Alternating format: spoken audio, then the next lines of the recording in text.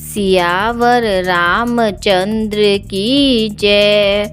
प्रिय भक्तों, आज हम रामायण के अयोध्या कांड में दोहा संख्या नंबर 112 से आगे पढ़ेंगे। इन दोहों और चौपाइयों में वर्णन किया गया है कि किस प्रकार श्री राम जी, लक्ष्मण जी और सीता जी जिस भी नगर के निकट से वन से निकलते हैं, वहाँ के निवासी उनके प्रति अपना अत्यंत प्रेम प्रकट करते हैं। सियावर रामचंद्र की जय। कथा प्रारंभ होत है, सुनो वीर हनुमान। राम लखन और जानकी सदा करे कल्याण। एहि विधि पूछहि प्रेम बस, पुलक गात जलु नैन। रामा पुलक गात जलु नैन, कृपा सिंधु फेरहि तिन्हि। कही बिनीत मृदु बैन, सियावर राम जय जय राम। मेरे प्रभु राम जय जय राम। इस दोहे का अर्थ है, इस प्रकार वे यात्री प्रेमवश पुलकित हो शरीर और नेत्रों में जल भरकर पूछते हैं, किंतु कृपा के समुद्र श्री राम जी कोमल विनय युक्त वचन कहकर उन्हें लौटा देते हैं। जे पुर गाँव बसहि मग माही, तिनहि नाग सुर नगर सिहाही। केहि सकरिति केहि घरी बसाए, धन्य पुण्य में परम सुहाए।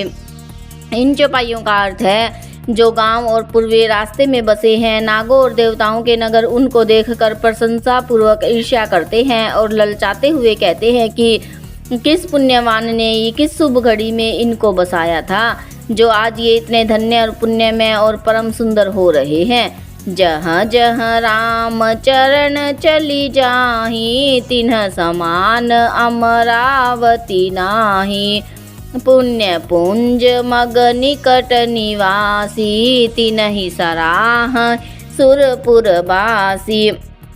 इन चौपाइयों का अर्थ है, जहाँ जहाँ श्री रामचंद्र जी के चरण चले जाते हैं, उनके समान इंद्रपुरी अमरावती भी नहीं है।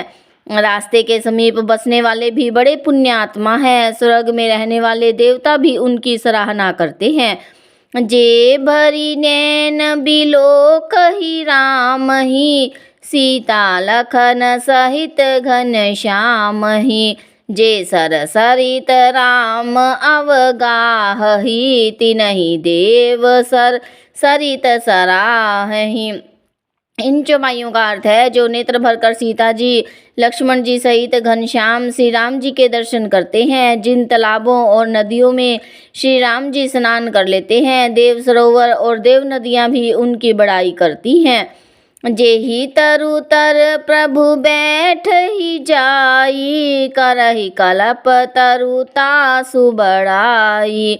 परसि राम पद पदुम परागा, मानति भूमि भूरि निज भागा। इन चौपाइयों का अर्थ है, जिस वृक्ष के नीचे प्रभु जा बैठते हैं, कल्प वृक्ष भी उसकी बड़ाई करते हैं। श्री रामचंद्र जी के चरण कमलों को रज का स्पर्श करके पृथ्वी अपना बड़ा सौभाग्य मानती है।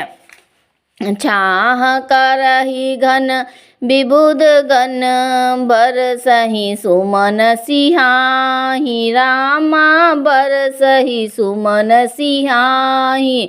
देखत गिरि बन बिहग मृग, राम चले मग जाहि। सियावर राम जय जय राम।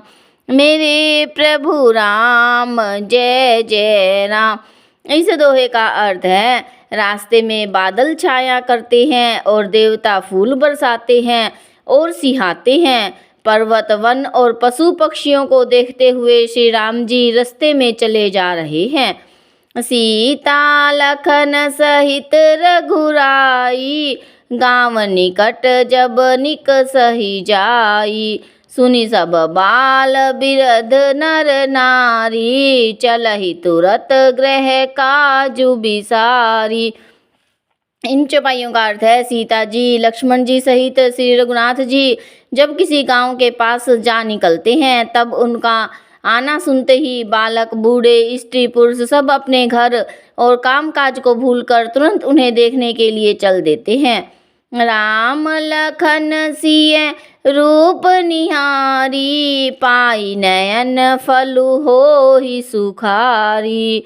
सजल बिलोचन पुलक शरीरा, सब भय मगन देखी दो बीरा। इन चौपाइयों का अर्थ है, श्री राम, लक्ष्मण और सीता जी का रूप देखकर नेत्रों का फल पाकर वे सुखी होते हैं।